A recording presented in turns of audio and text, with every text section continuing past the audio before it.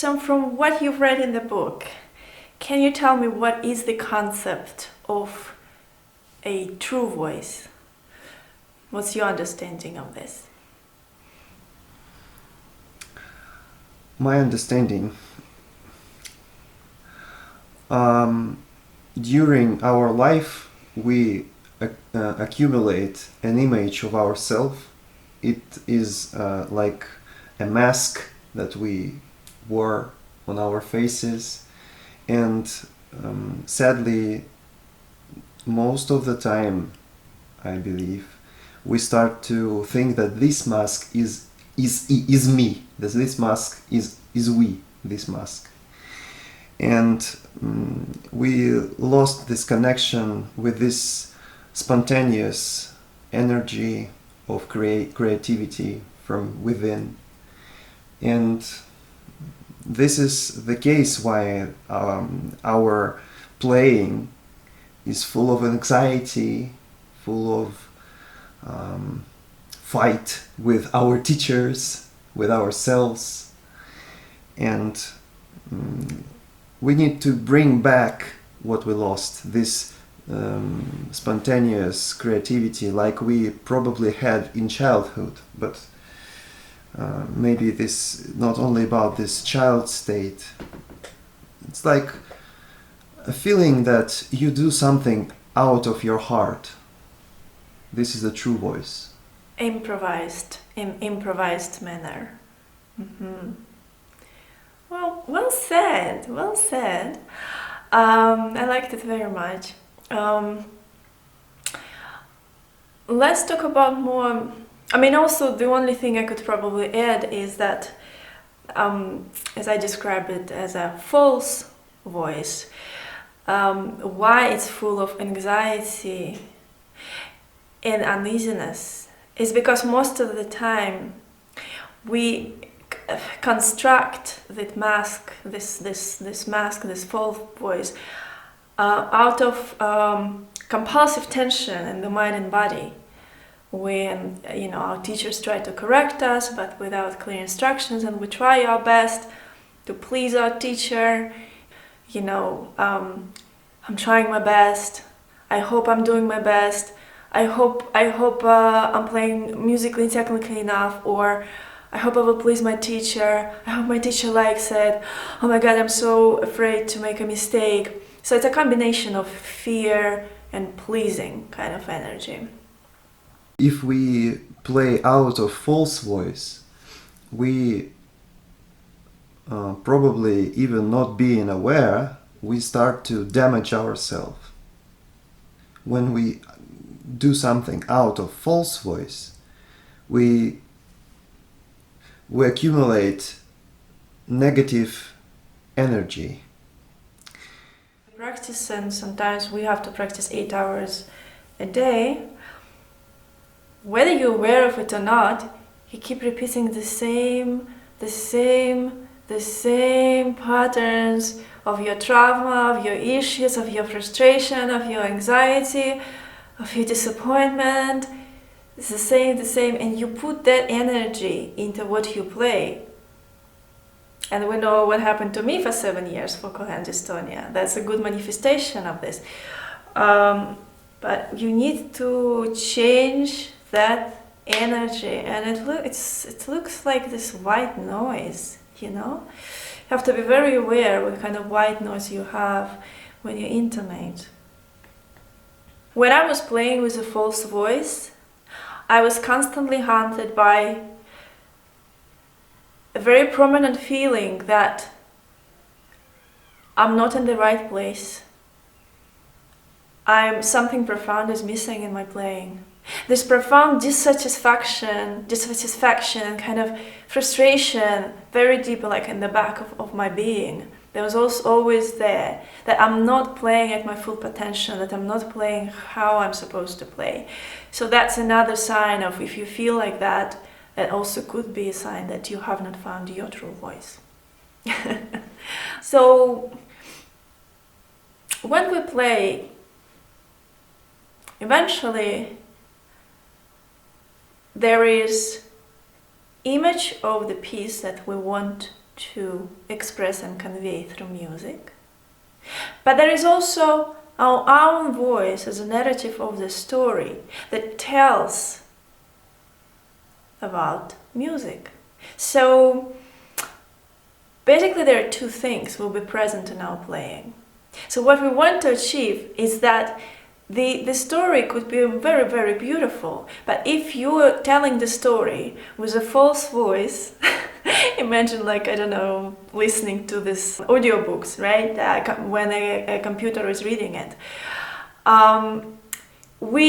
That false voice, which if it's kind of not natural, if it's uneasy, if it's full of anxiety and fear, it's going to be in the way of channeling music. So our goal is to completely take ourselves, our ego, our false voice, out of the way, to simply allow music to flow. And what you achieve is that you achieve improvised, very fresh, very easy and natural interpretation of music. And as well as the audience will perceive it as something easy and clear, transparent and simple and beautiful, rather than, again, uneasy, heavy, overwhelming, and I couldn't really understand what music was about.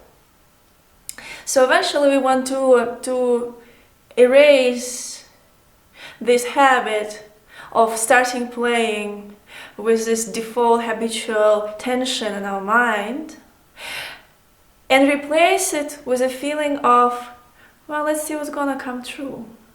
Let's see what's gonna come through, because no matter how much fears I have in my ego, no matter how much I'm worried, I'm caring for how people will think about me, which we all have, that's not why I'm here. That's not why I came here to perform. I sacrifice, even though it's painful, I sacrifice that fear of making mistake, that fear of how people will think about me. I put it aside because I submit myself to music. Because I'm here to express something bigger than I am, to channel something much, much greater than I am. And this is why, as an artist, we need to eventually, after all this hard work, we need to come back to, why we're playing. It's basically our why. And for the audience, it's also why. They didn't come to the performance to listen to your hard work. They want to experience something transcendental, something beautiful from another realm. So remember how I said that when you play with your true voice, everything sounds very easy and simple and improvised. Now, this can only be achieved if you are not absorbed with yourself. Like, people say, spontaneity never happens if we take ourselves very seriously. So what I'm trying to say is that in the true voice, another definition of this would be a more distant voice. But not in a way distant from yourself, but distant from yourself. And so more objective rather than subjective. When you approach anything in a more objective way, as a narrative again of a story, you tell the story. You're not involved, you not lose yourself in that story. So this will give a very free, not careless, but not anxious approach to what you play.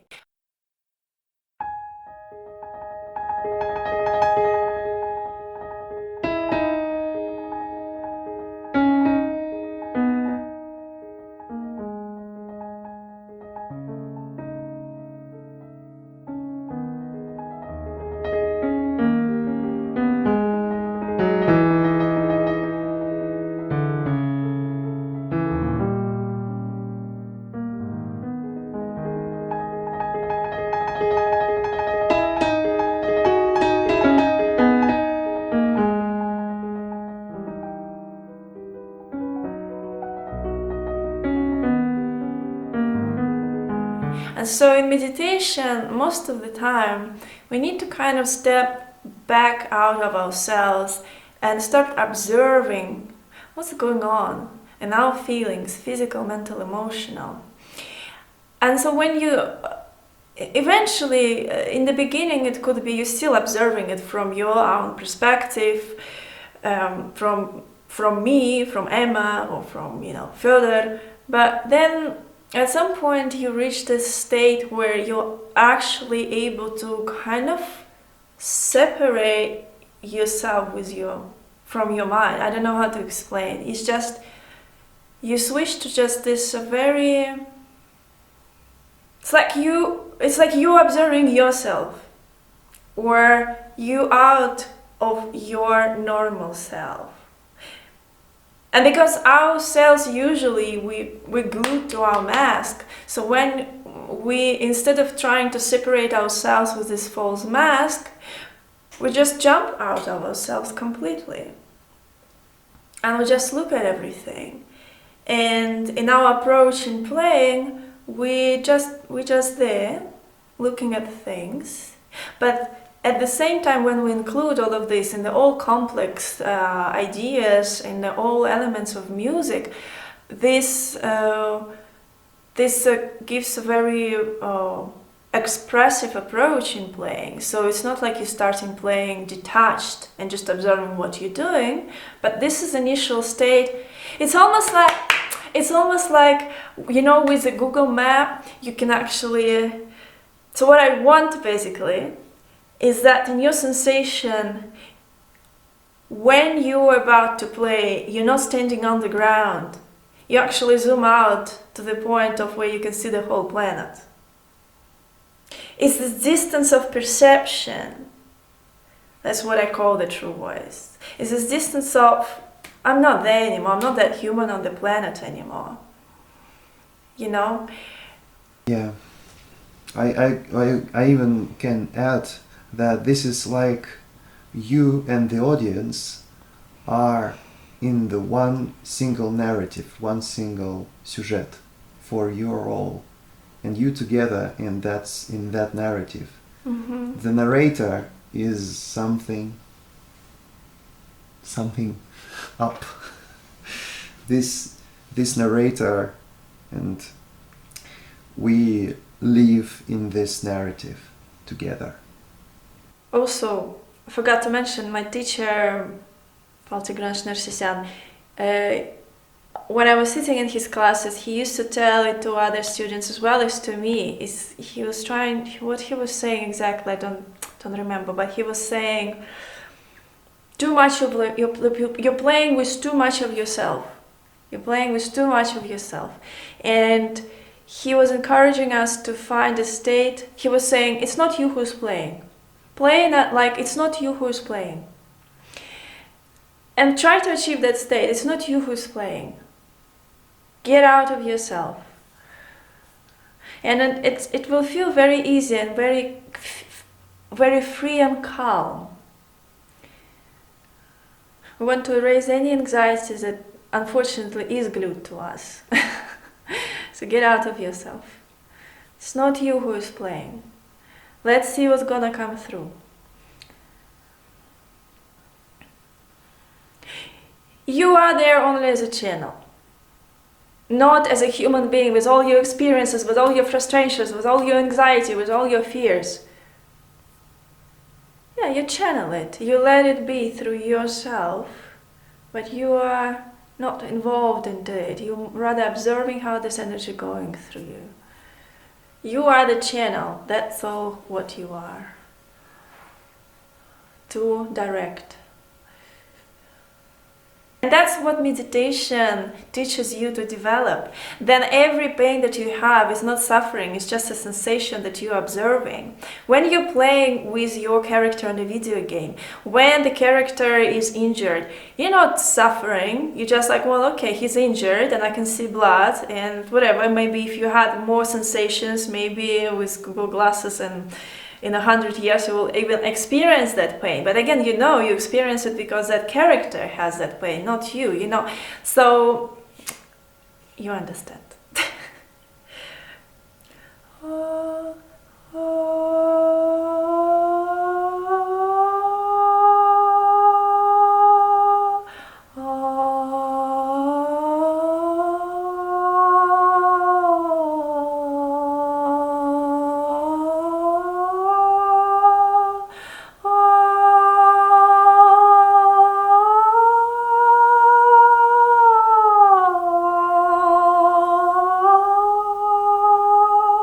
versus me.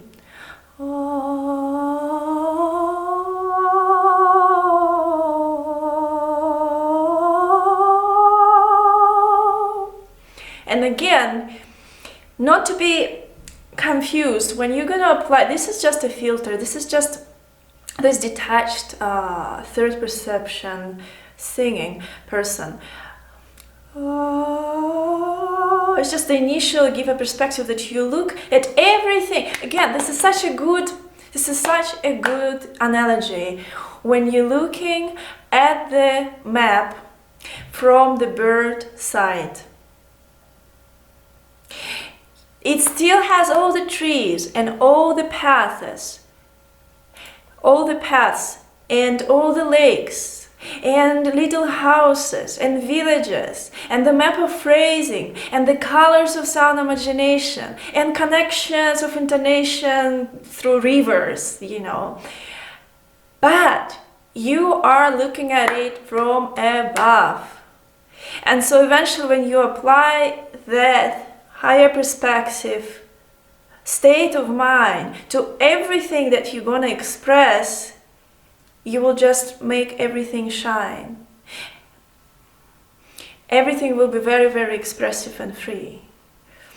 Further, I have to even tell you, when I go on stage and play, what I can say easy to myself, maybe if I play even for a few friends, I'm still able to find that place.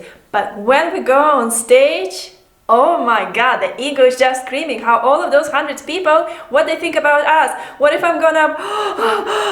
So sometimes it's like, and it's screaming, it's like literally screaming in my head. And it takes for me much more time to die before I start playing. Because what is this? The risk is much higher, It's not like if I'm making a mistake playing for myself, maybe I don't care. But if I make a mistake playing at Carnegie Hall, and what the journalists are gonna write about me and all of that, like your ego really gets so big. The fear is getting so big. It's in proportion to the quantity, And so it's gonna be even harder to say it on stage. So it's really you have to. And then you know what helped me? You know what helped me in that moment? When I can't stop it. And I say myself, why am I here? For a second. And I know that in this moment, if I'm gonna start playing from that state of mind, of ego, I'm not gonna experience satisfaction of my playing. I'm here to actually channel something much bigger than I am. And actually it's a great opportunity for me to let it come through right now. And it is so much more important to me. It's almost come to decision actually, to a very clear decision that you have to take, you have to choose. And you say, no matter how much I care, no matter how much I fear, I allow it to die because I want something more than me. I want to experience that. And it's such a huge wave that's just going through you. But when you reach that exhale, it also feels like exhale. Then I start playing. And then I don't care about what's going to happen with my hands, where they go. All I care is to let it come through. Not to get deeper into yourself, trying to dig up some treasure, being in your false voice. You can't find your authentic true voice if you're still looking at it from the same vibration. If you're in the vibration of yourself, chances are you're probably in your false voice. So from that perception, you cannot dig deeper to find, trying to find a more authentic voice. No, you have to leave it completely, jump out of yourself. That's the only way. And then look at yourself a little bit kind of from behind, from a third person perspective. And it could feel a little bit maybe less emotional, less caring.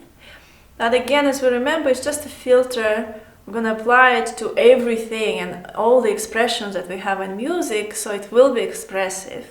It will not make us play not caring. It will just give us freedom and improvisation style when we play. That in the moment, we're just listening. When you say the phrase, let's see what's going to come through, you are listening.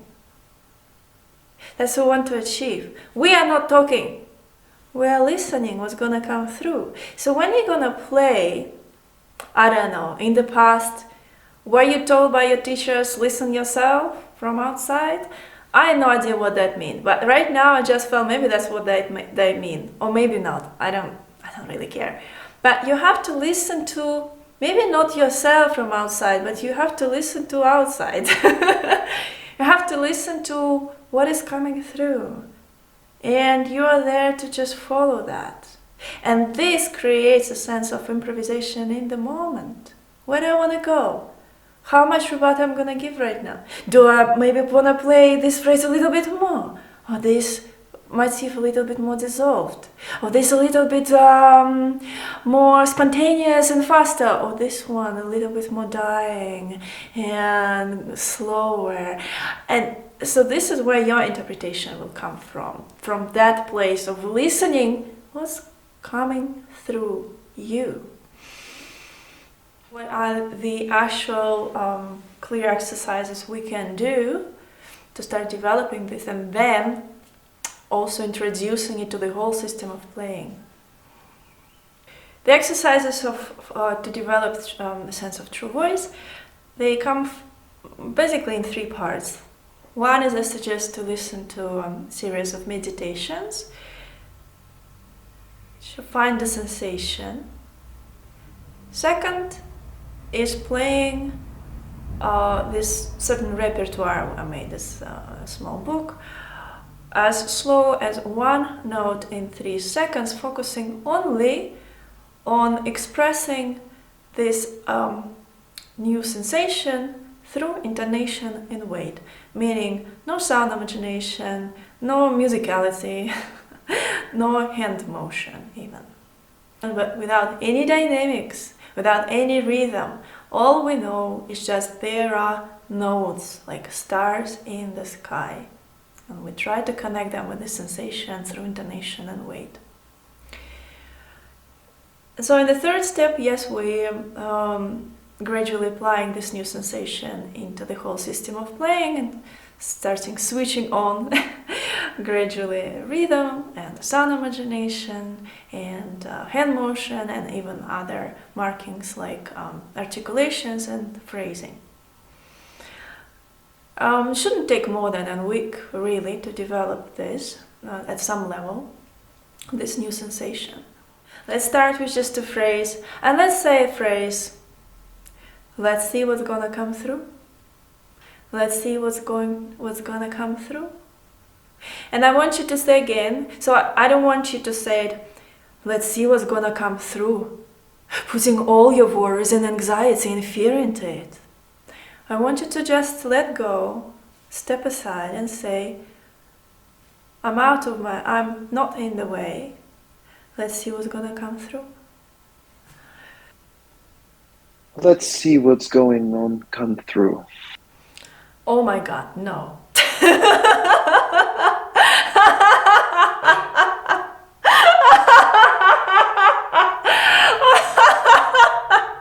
Let's see what's going to come through. This is opposite to what we want. This is so being in the way of yourself, my goodness. Okay, let's see what's gonna come through. Let's see what's gonna come through. Let's see what's gonna come through. It's not about saying this phrase good enough. You quit trying. Step aside You say, I'm not important. Because you're more interested in seeing something much bigger than you are. Let's see what's gonna come through. Even if I die, it's the death of your ego. You're facing the death of your ego. When you're facing the death, you don't care about how you look. It's like you're trying to be authentic from your false voice. You need to get out of that mask. Just jump out instead of trying to change it. Just out. I'm gonna sing twice. One, just me. Second time, out of me. Let's see the difference. Okay.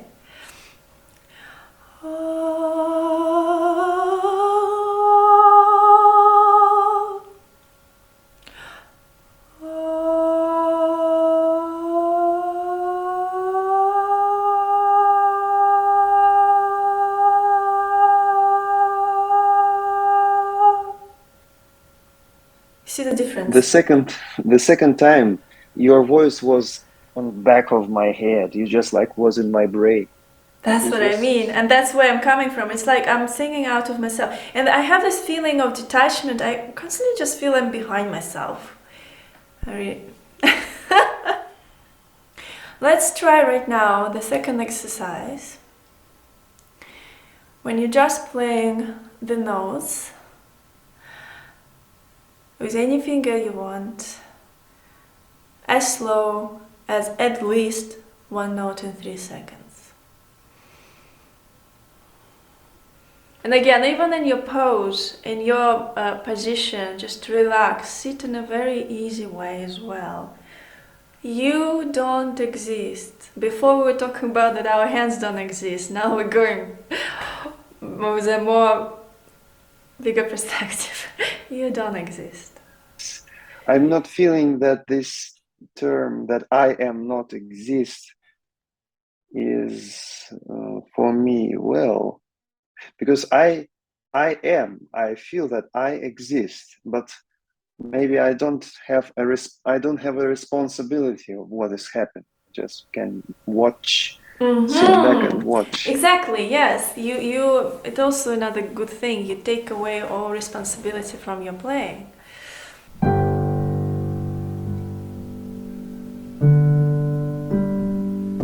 This is too fast. 1, 2, 3. 1, 2, 3. Think about the pace. Mm-hmm.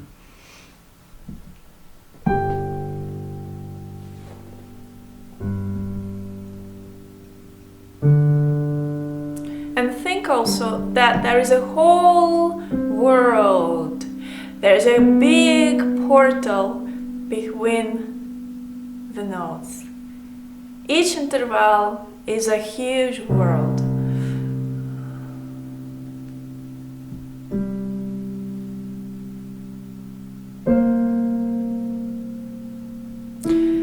So I cannot see your hand, but I can see your body, and I can feel that in your body you're trying to place some melody there. No, forget about it. I would suggest you to play even slower. Let's take a finger 2 or 3. Let's take finger 3. And what I want you to do, just play with right hand, but in the random distance, not necessarily who are close. Because the thing is, about intonation, we feel it's easier to feel much more in a bigger interval. So we're gonna start with the most easiest way. And remember, everything without changing pedal, everything on one pedal. That will inspire us to open the portal, It's not you who's playing, you listening, what's coming through.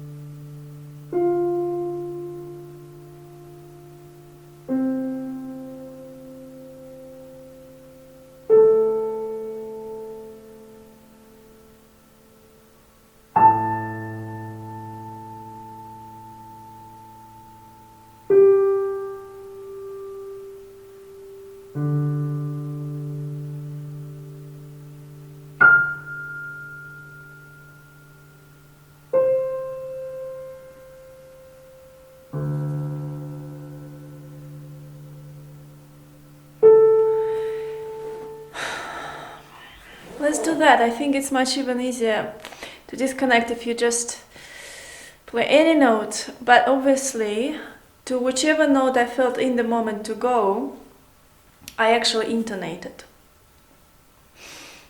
So make sure you do intonation. And completely relax. See it very, very easy as well. There is a movement between the notes. And also when you intonate, just also make sure is it left or right, the note. What we really want to achieve is a complete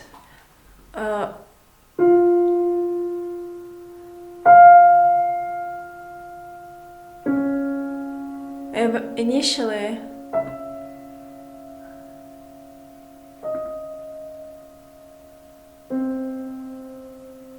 very easy hand. I don't want you to this is okay amount of tension, but I don't want you to do like and just like really putting so much, into reaching the note.